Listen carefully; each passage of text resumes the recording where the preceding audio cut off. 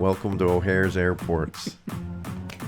Plural. Green curbs is for unloading and unloading only.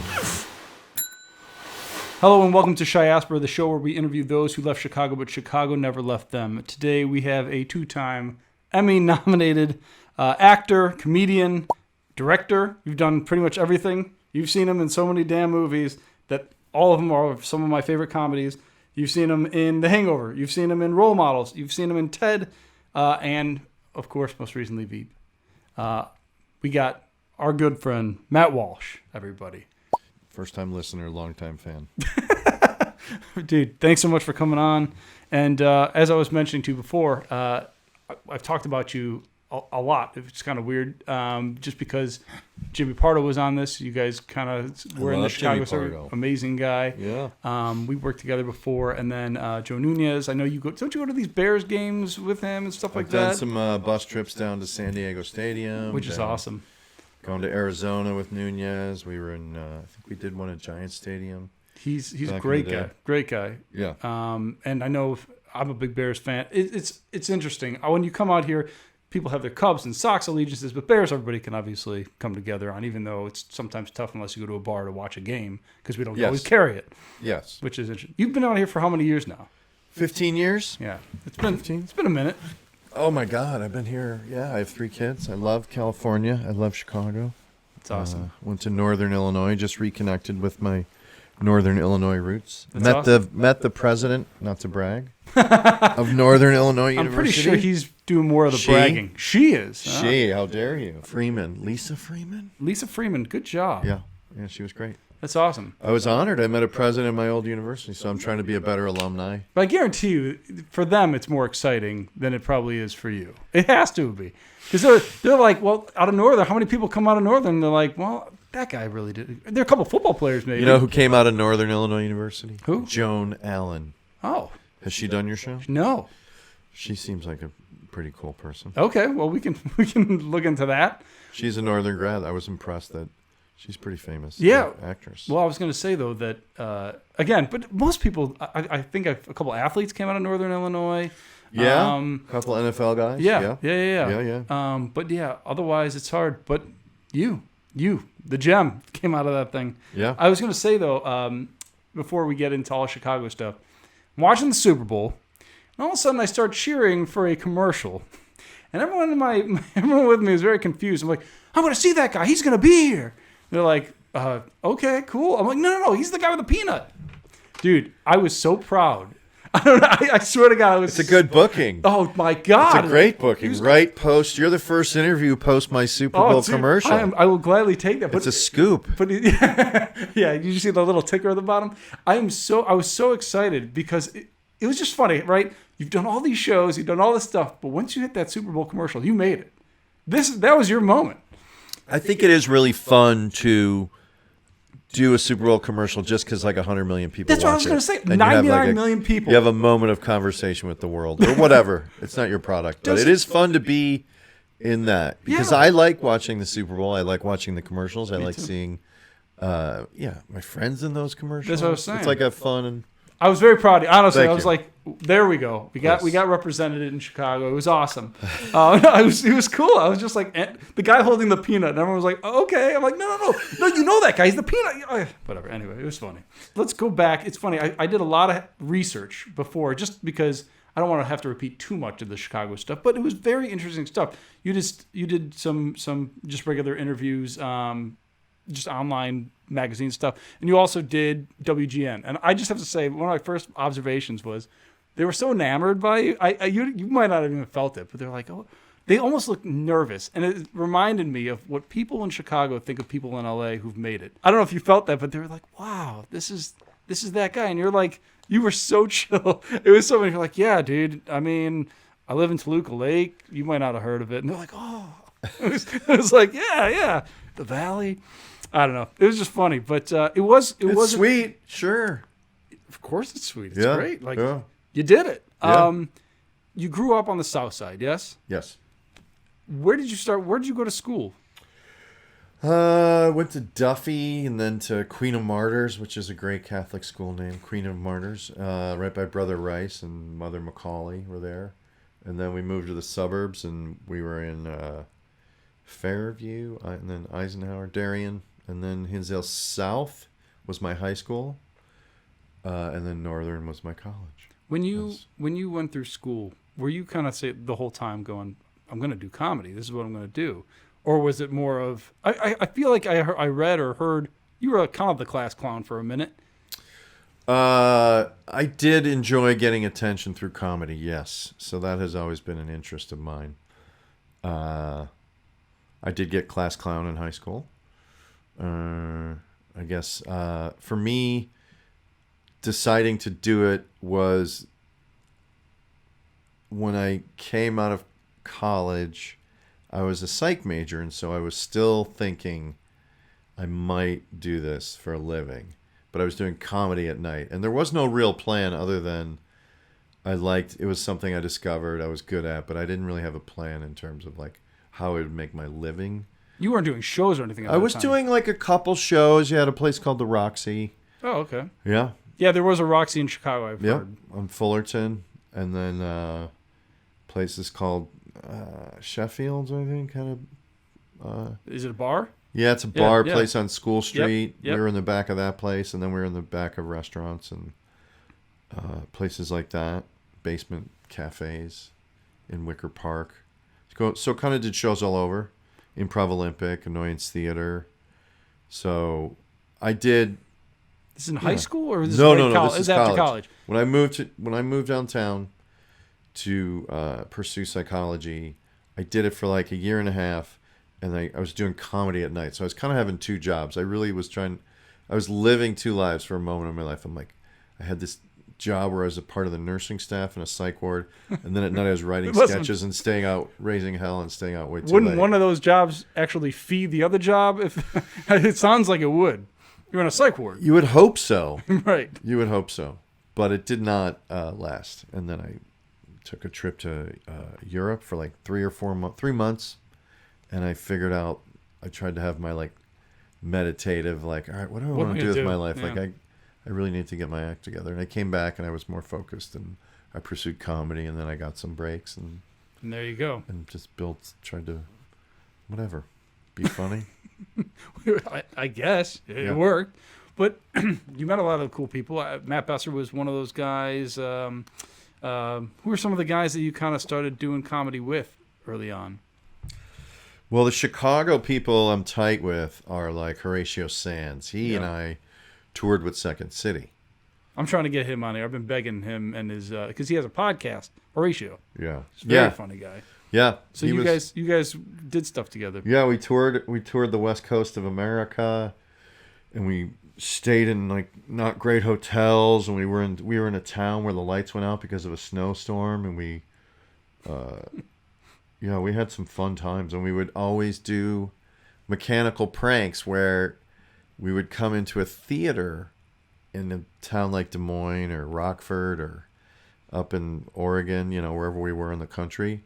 And it was pretty stunning because you got to go in these old vaudeville homes, like these places where maybe the Marx Brothers or like Ethel Merman sang, or like, I don't know, like old, beautiful, and not in giant cities like Chicago, outside Chicago, but like seemingly every city in America had a pretty classy live venue. You know what I mean? Yeah. So it was neat to see, enter into history. That's cool. I think that's really cool. Like going to stages and then understanding the legacy of the performers that were there, or just, there's great delight in that, I found. No, it's awesome. Yeah. Are you kidding? That's really cool. Yeah. But even before the comedy days, one thing I read, which I thought was interesting, is that your dad made you kick up money to him. That's true. I thought that was the funniest thing. It's like, That's not funny. That's real. There were seven children. No, it's not funny, but it's funny in the sense of like nowadays, it's like kids are like, whether they expect allowance or they just get their credit card or whatever, they get their cell phone at a young age. You were kicking up to dad because you needed to help pay for things. There's a lot of mouths to feed, sort of, in the beginning. You had 7 kids. Yeah.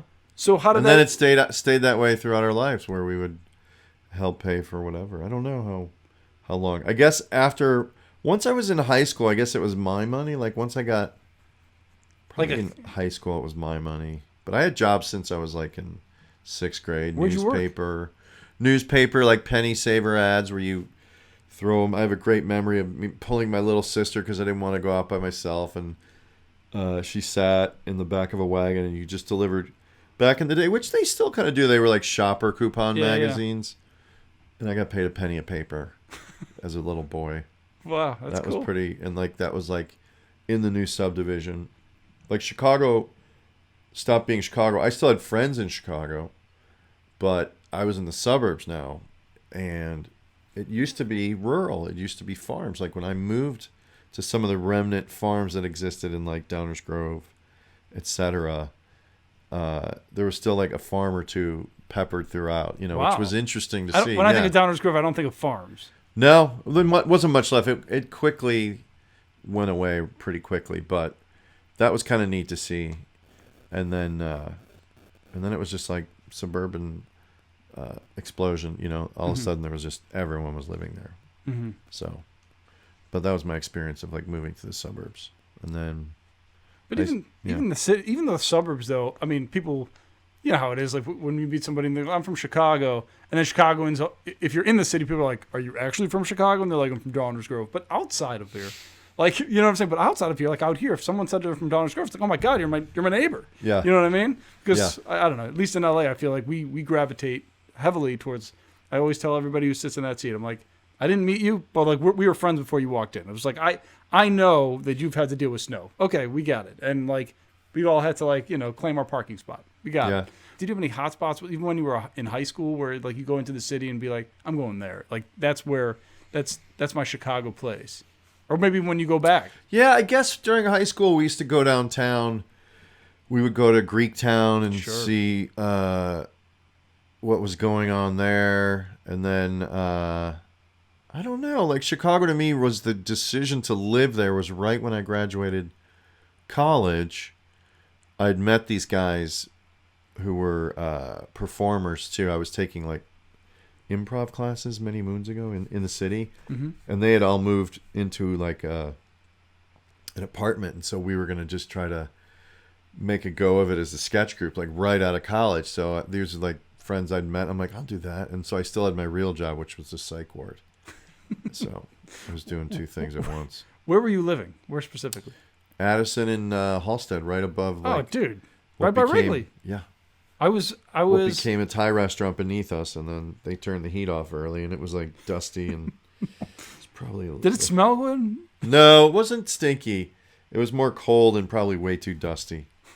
Did you know that you were going to go into directing, even when you were doing comedy and acting? I always wanted more, I guess, influence and control. Yeah. Like, but it's a lot of work, and so when I undertake directing, it's like that's a lot of work. No, but it is. But it's very fulfilling too. It is very fulfilling. It's the most. I guess.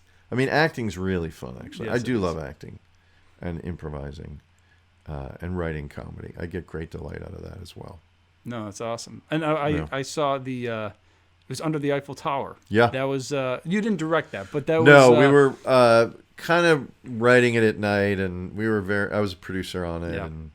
That was a delight to do, and it was really fun. It was a Judith goof. was great, yeah, dude. And David Wayne is a pseudo buddy, in the sense of I email back and forth with him once in a while. If he sees my face, he may or may not know who was emailing back and forth with him. But he is Wet Hot American Summer is what I grew up on. That was one of my favorite movies of all time. And but to be honest, dude, he put you on stuff, and I'm not even kidding. Like you're nowadays, people see you and they think Veep.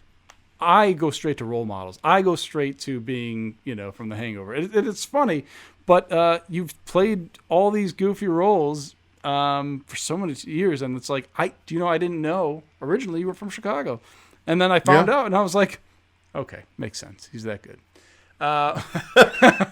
Take the credit. He's only good if he's from Chicago. Yeah, I know. It's just it is one of those things where there's a lot of pride for it. Like it. It is funny to like. Ponder the regional influence of growing up in a place like Chicago, because it is like it's a fact. I should have brought that. I just read another, like there's like Devil in the White City is a good book about Chicago, and then there's another one like that covers Chicago up until like 1900, and I forget the name of that, but. But it's a really good Chicago book. But just how it was I guess the second city, well, like second city, but it was like the industrial center of the country. And it was like fur trading, and it was an intersection of culture. There were like people of color, and there were like... Well, there's the meatpacking plants, all that stuff. Before that, though, like even in like the 1600s, when it was still kind of like wild. Oh, yeah. Shit. Wow. And 1700s, yeah, that era too. Huh. So it always had like something going on. It's Jonathan Kite who was here. He's in Two Broke Girls. He's the chef in Two Broke Girls. He was like, "What are the 4 stars for?" I didn't know at the time, and now do you know it? Yeah, it's like Fort Dearborn, the Chicago Fire, World's Exposition, and Columbia Exposition, whatever it was called. Yep. Do you go back? Do you ever bring your kids there? Do you ever say like, "Hey, let's go check out my old stomping grounds," or no? Yeah, I have. I've tortured them with that. Come see my old house. No, is your family there still? Yeah, my mom is there.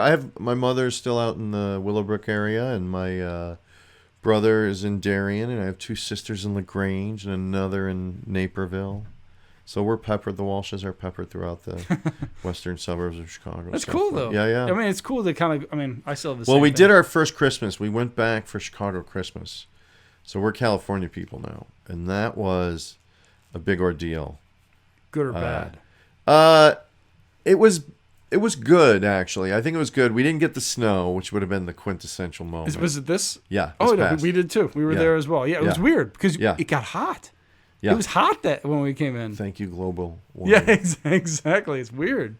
Yeah. But they went, and it was just was it just drama, or was it just what? I think having to move Santa's presents with you, like you needed to bring some more packing than you normally would. The 2 boys probably don't believe, but the youngest girl still does. Oh, so there's like planning, bring the stockings. I think it's you're uprooting a routine. I don't think we'll do it again, ultimately. But I love my mom. My mom lives there, and my wife's like, "All right, let's do it." Like she's game. It's a lot. But, but we're good for Thanksgiving. Thanksgiving is my favorite holiday because it works every time, pretty much. But low maintenance. Do you do it here? Good food. No, it's Chicago. That's the trip. Chicago. Play football. Eat. Watch football. The whole thing. Yeah. Take a hike in the morning. With the family, go out in the wilderness. It's great. What happens when you go to a Jewel Osco out there? People ever pick on you and go, "Oh, there's that guy." Hey, Billy. Hey, Billy. Look, it's what's a Veep? The guy who makes the coffee. I don't know. You ever get that? And they just don't know your name. Do I get recognized? Yeah. You're on that show, the Veep, right? The Veep. You're on Veep, You got right? the girl Elaine. You're with Elaine. Yeah. Sure. Welcome to O'Hare's Airports. Plural. The green curbs is for unloading and unloading only. Do you have places that you hang out otherwise? Like, do you go to different restaurants when you're with your kids and you're like, no, you got to check this out? Because that's what I do. Anybody who comes from out of town is not used to it. I'm like, all right, here's where we're going. We're going to these hot spots. I can go through my list. What are your hot spots? In L.A. or in Chicago? Chicago. I can't claim to have a hotspot because what we end up doing, unfortunately, is we spend a lot of time parked out seeing not unfortunately, like in a good way, we're central to like LaGrange and everything, so we can see all the family. So I don't get downtown ever. Gotcha. I don't see You're in the burbs. You stay We're in the burbs. Yeah, that's what I mean. Like, got it. It's fun, though. We have a lot of... We go to like... I don't know. It's very normal. Like we go to like kid play places where the kids can run around and climb on ropes courses. You're living my life is what you're saying. I got it. Yeah. Got it. But I like it. And usually get pizza. I used to work at a pizza joint called Papa Passero's in Westmont. I've heard of Papa Passero's. Yeah. And good? I Good was pizza? a waiter. It is good. I'm always like, get it real thin or extra thin and then get a side of hot jardinere. And sometimes if you want to go aggressive, you can go like sliced beef, or you can go like just like the Italian beef. You put that on there, which is pretty decadent. But the hot jardinere just changes the whole equation. Just once you're eating the pizza with a little hot jardinere, it's pretty incredible. Is your wife or sausage mushroom? Well, sausage. Yeah, sausage. You gotta have the sausage. Yeah. No, but that's is your wife? You guys are meat eaters. You guys aren't. Vegan. There's so many people. People are changing. No, it's good, and we all need to wake up to like plant life. I agree. I do eat more vegetables, probably because of my wife, but I still eat meat, and I still eat beef and chicken and fish, and I try to exercise. But yeah. Well, yeah, you have 3 kids. I know what it's like. Yeah. Trust me. It's not easy. But I would love to be, and hopefully next time if I come on your show again, I'll be eating much less meat, because I do see the sense in it. He comes back half the size. It's like, Matt? Protein. Well, just eat plant protein and drink smoothies. Dude, well, no, I actually was just talking to my wife about that yesterday. When I have a smoothie, it actually fills me up all right. I go to the gym, get a smoothie, and like I'm good. But the problem is, depending on where you go, like you can't. For me at least, you can't really go to Jamba Juice. Yeah, it's not really the healthiest version of smoothies. No, some a lot of sugar. Okay. Yes, a lot of sugar. Exactly. Yeah. No, there are a couple places. There's like an Earth Bar. I like that place. Earth Cafe or Earth Bar? No, it's Earth Bar. No, Okay. Earth. Not the U, the EA. Okay. If you go to, do you go to a gym, or do you belong to a gym out here? Where do I go? I have a trainer. I go to a woman in Van Nuys. Oh, nice. She turned her garage into a little tiny gym. Yeah, I used to go to a trainer in Studio City, somebody's garage. Yeah.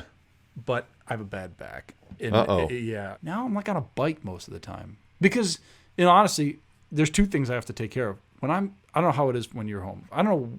Do you write mostly at night, or are you writing during the day? When you're working? Good question. Lately, my rhythm is, it changes, but lately my rhythm is try to get up before the kids are up. And then. So is this 5 o'clock? Yeah, like 5:30 or 5:30 to 6:30 would be like a quick sneak, depending. Yeah. How much? 6 would be amazing, but somewhere in there, write for an hour, and then I've been trying to meditate, which is actually sort of good for you, dude.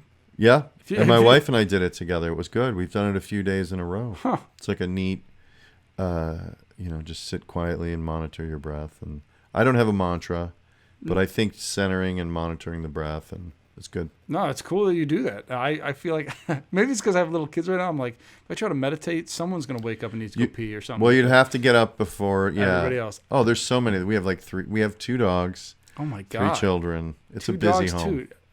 By the way, that's the reason I don't have. And I have dog duty in the morning. I let them out in the yard. Oh my God. I feed them. Whole thing. Yeah, it's a ritual. One dog I've accidentally trained that she won't eat her breakfast outside. She'll only eat it in the house.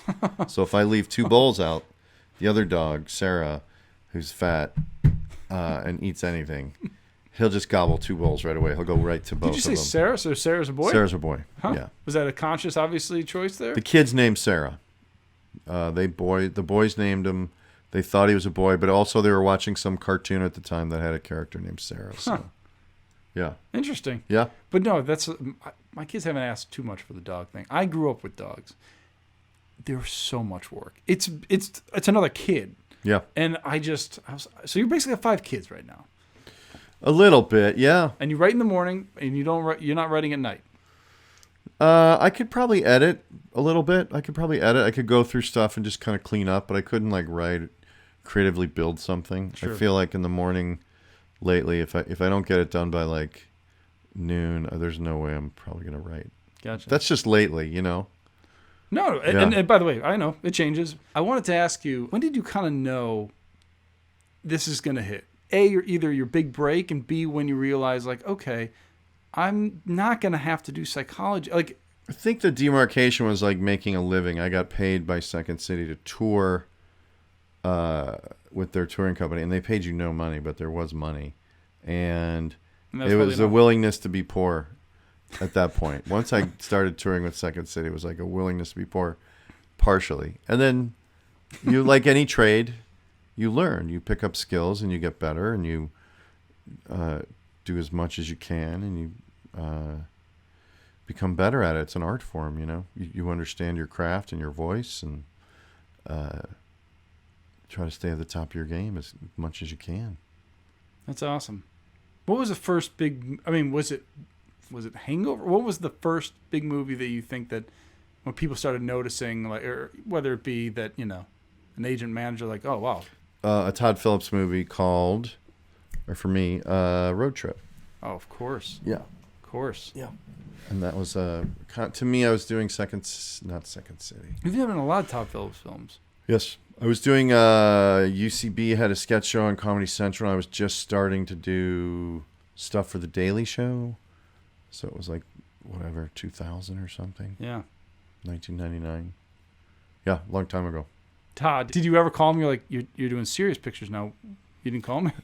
I did not. Do you still talk to any of the Chicago people that you kind of... I'm no, Veep, obviously. There were like 5 of... Julia, there was Gary Cole. Yes. Kevin Dunn. Yes. Julia did time there. She went to Northwestern and worked with the theater company, her and her husband. And I feel like there was like 1 or 2 more.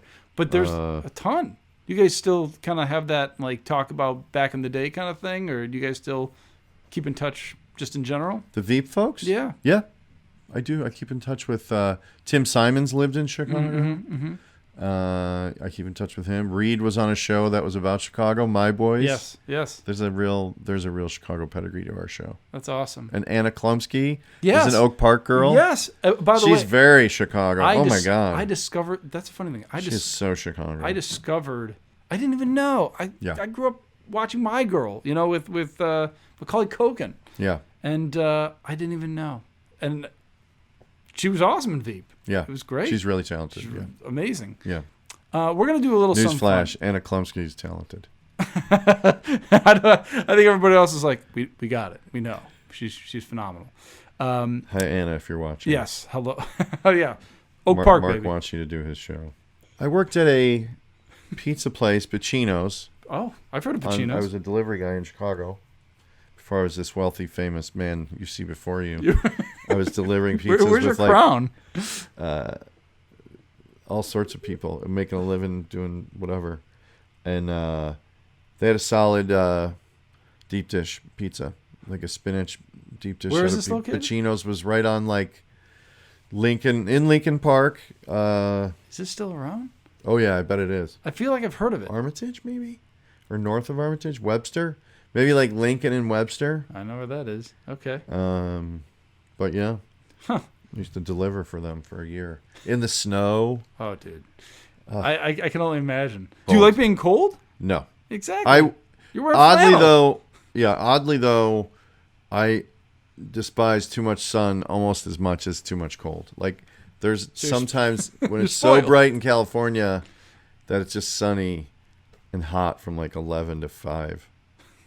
That sometimes is too much. But the cold is the worst. Because in California, you can run around. You can go hiking in January. Course. You can play golf or tennis. Which is amazing. Yeah. And smog. Thank you, global warming. Yeah, exactly. You have a podcast. It used to be called Bear Down. Correct. Now it's UCB. It's Sports and Leisure. I don't even do it. I should update my Wikipedia because I don't do it anymore. I haven't done it for a while. I listened to a couple episodes, older episodes, when it was still called Bear Down because I was just kind of curious how the Chicago thing is. But I wanted to do a little segment with you, if you don't mind. I love it. It's Bears trivia with no wrong answers or right answers. Okay. First question. Ditka's mustache has how many bristles? Come on, you can get this. I guess to the corners would be. I guess yeah. All right. I don't know. I'll say 1,900. I think you're close. You've got to be. All right. But I got one right. Yeah. No. Ding. You did it. Oh, okay. Sound effect. Butkus decapitated whom during his days as a bear? I think it was Tom Landry's mother. There you go. I was gonna accept that, or really anybody, because he lives out here. Do you know that? Yeah, I do. I never His saw him grandson goes to my kid's school. Oh wow! I almost got to meet him, and I missed the birthday party that they were all going to. It was unfortunate. I met him once. I gave him a ride when I worked at Second City. I gave him a ride from the airport to Second City. Boy, I picked him up. Reset it. Why did that happen? Second City was filming like a sports bar type pilot, and they got like Chicago athletes like Butkus and Willie Gall to be in it. So they flew him out. And they were going to film it like a variety show. Gotcha.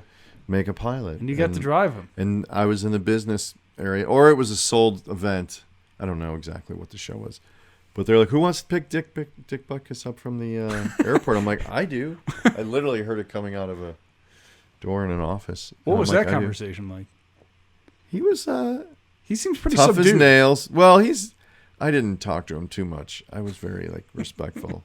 But he said something funny about him not doing color commentary anymore because the McCaskies are so cheap, or WGN was so cheap. Yeah. Something funny like that. when I was a kid, my aunt took me. She used to try to take me to any Bears thing she can forget. Wick's Furniture had like an open house or whatever it was to try to get people through. Richard Dent was signing autographs. Okay, and that's a good one. I had his action figure and I had all his football cards, and because he played it up until 92, 93, whatever it was. So I'm in line, and I'm getting all excited. I get up right to him, and I gave him my football card. And I blacked out. I don't even know what happened. All I know is that I start walking away. My aunt's like, what happened? I was like, what do you mean what happened? You didn't answer his question. Like, what question? He asked you where you got your football card of him. I was like, he did? He actually asked me a question? And I'm just walking away, just sad. I froze in front of my man, Richard Dent. How funny! It was just so funny. Like, you know, were you so intimidated? You were so he was your hero. Well, it was just you froze up. I was 7, 8, you know, or whatever it was. I have again, you know, you look at these football cards, like they're gods to you, you know, or whatever it was, and maybe I didn't even hear him. I don't know, but I just remember walking away and my aunt asking me how come. She was like angry at me because that line was long. I do remember standing there. He didn't talk to anybody. He was just signing things quick. He asked me a question. Till this day, he's probably still like, dumbass. You know? Oh, Richard. I think he got over it. Oh, he's probably like that 7-year-old white kid. Fucked it up. Okay, next question. Here we go. Dick Duran smiled when this happened. When the Big Top Bears band was finished. When they stopped having the Big Top Bears band in the South End Zone. I went to Bears games as a young man with my dad, which is partially why I'm very bonded to that team, because I have great memories of me and my dad, or him and like buddies going to a Bear game. And I always remember the I think it was called the Bear Band. Google that, would you? South End Zone live Bears band history, maybe. And then my friend Jim Underdon was in it for a while. He would play like percussion and help set it up, so he got to be on the field. That's kind of cool. Yeah. Were you going to mostly in the 80s, 90s? Yeah. I saw Peyton. Oh man. So late 70s, 80s. Saw him a lot. Saw a lot of games. All I remembered, because my dad passed. I used to have great memory, but he passed right when I finished college. But he, you know, we went to games, you know, sports games when I was younger. And I remember he'd always talk about, he'd be like, Sweetness. Let me tell you a story about Sweetness. He stopped on the side of the road to help some guy with a flat tire. That's who he was. That's what my dad told me. That is the number one story I remember about Walter Payton. Wow. More than I've seen so many clips. I know all that stuff. But that. And I was like, that's all I needed to know, you know? That's so Chicago, too. Yeah, I know. It is. But yeah. It's the same way I felt, you know, Kobe, who just passed. There's a video of him directing traffic during an accident recently. Really? Like a month ago. Isn't that crazy? And there's like video of like there's a crash and he just gets out, and I said to my friend told me originally before I looked it up, I was like, you want to keep traffic moving. You don't send Kobe right in the middle of LA traffic. Accident. Like, yeah, exactly. Or just completely shut down. Yeah. A couple more. Come on, we can do this. Let me ask you a couple questions. Go. Favorite mayor? Well, out of the years, Richard Daley is the only. You can go anywhere. You can go through the all history if you wanted. All right. If you wanted to. Who's the one? You could treat it like a president. You could say, because my favorite president is Harry Truman. It is. Know? Yeah. Well, used to be. I don't know if it is now, but as a kid, it was. Who is who? There's a library named after one mayor for us, Chicago. Harold Washington. Harold Washington. Yeah. I'll give it to him. Okay. Before his replacements, William Perry's front teeth could fit how many actual refrigerators? 0. That's a trick question. Yes, it is. Jay Cutler is considered what in Bears history, in your opinion? Biggest douche? Did you like him at all? He was good, but his personality is awful, and I wouldn't seemingly want to be a teammate of that guy. Yeah, no, that's the way I felt. But he was a gunslinger. He just couldn't get it. He had together. some great years. Oh my God, when he had Brandon Marshall and him. Oh my God. Or Alshon, when Alshon was lighting it up with him. Sadly, oh my God. Sadly, that had to be. That was the rare departure from like a defensive-minded city.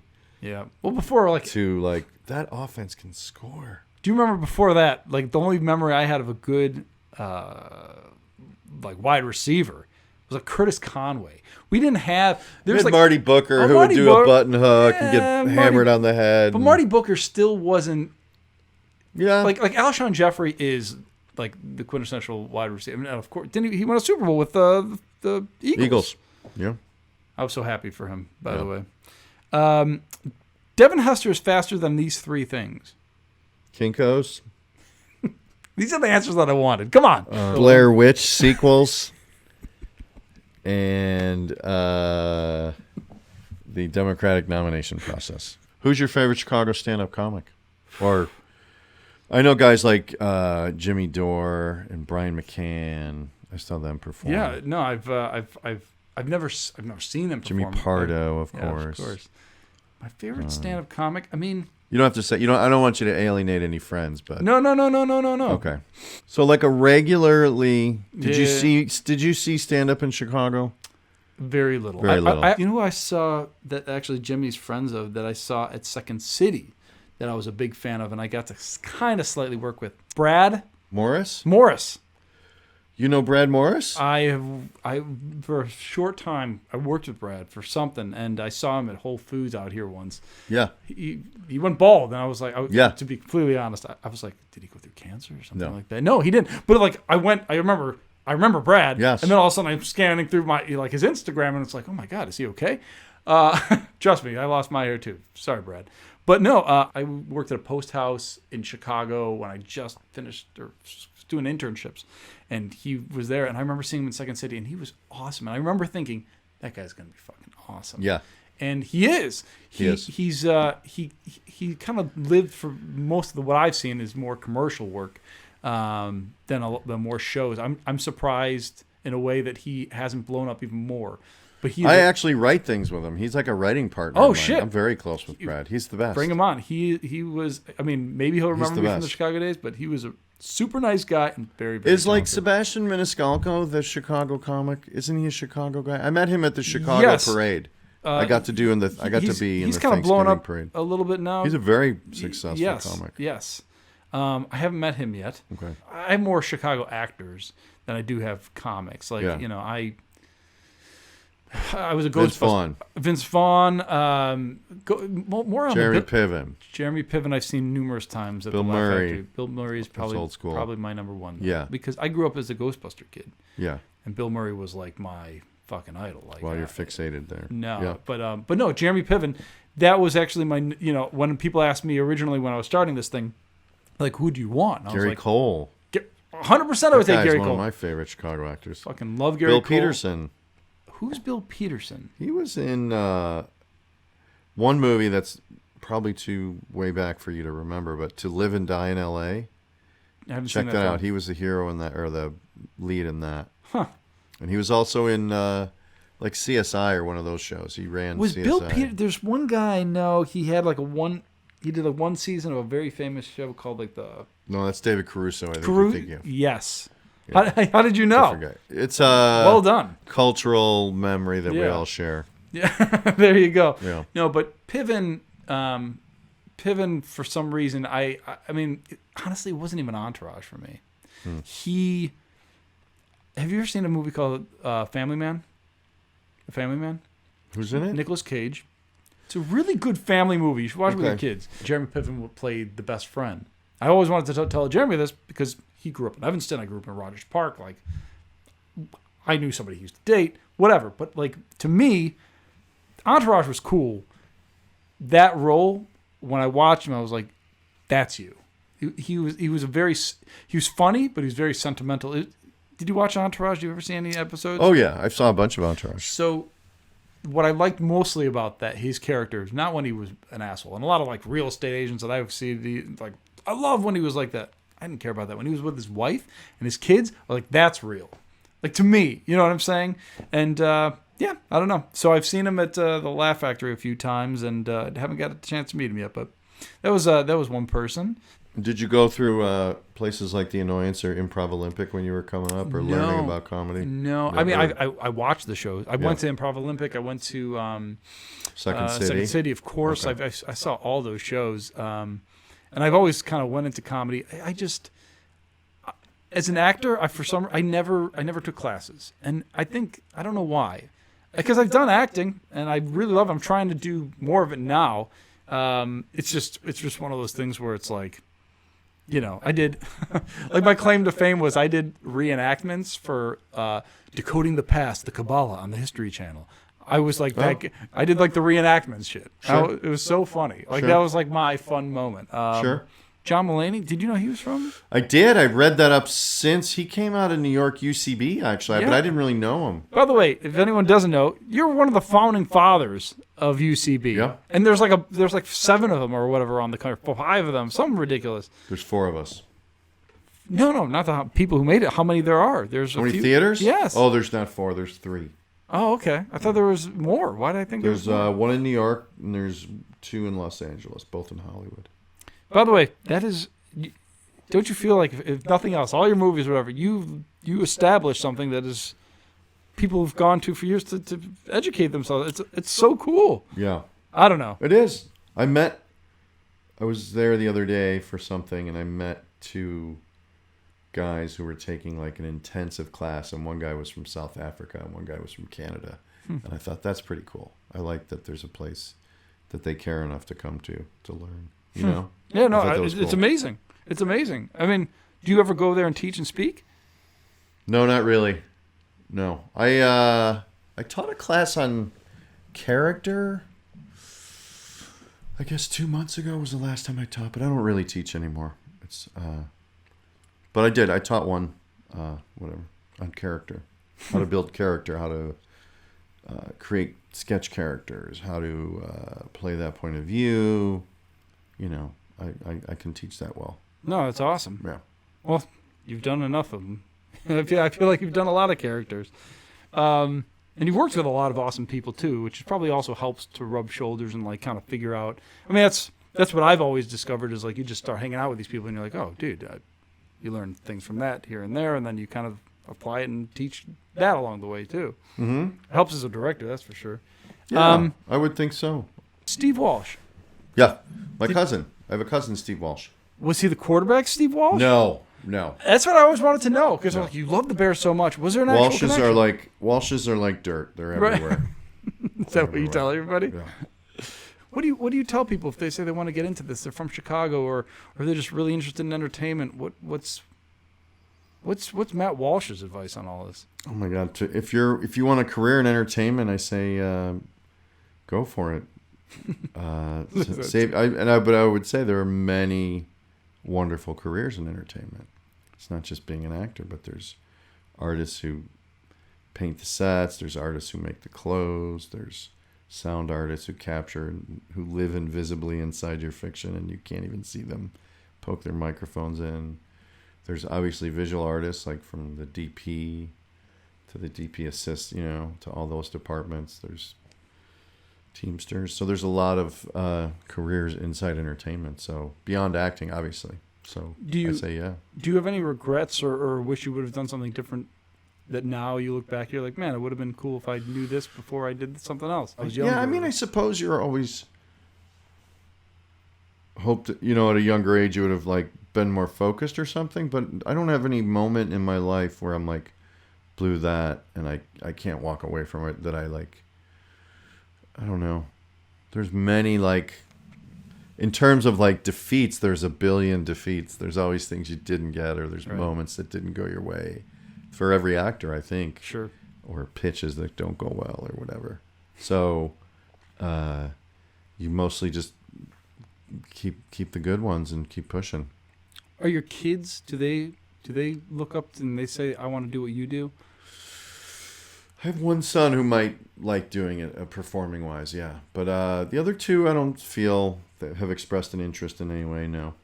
I remember I was talking to this my new best friend, Lisa Freeman. Hello, Lisa, if you're listening at Northern Illinois. President of Northern Illinois. Shout out to Lisa Freeman.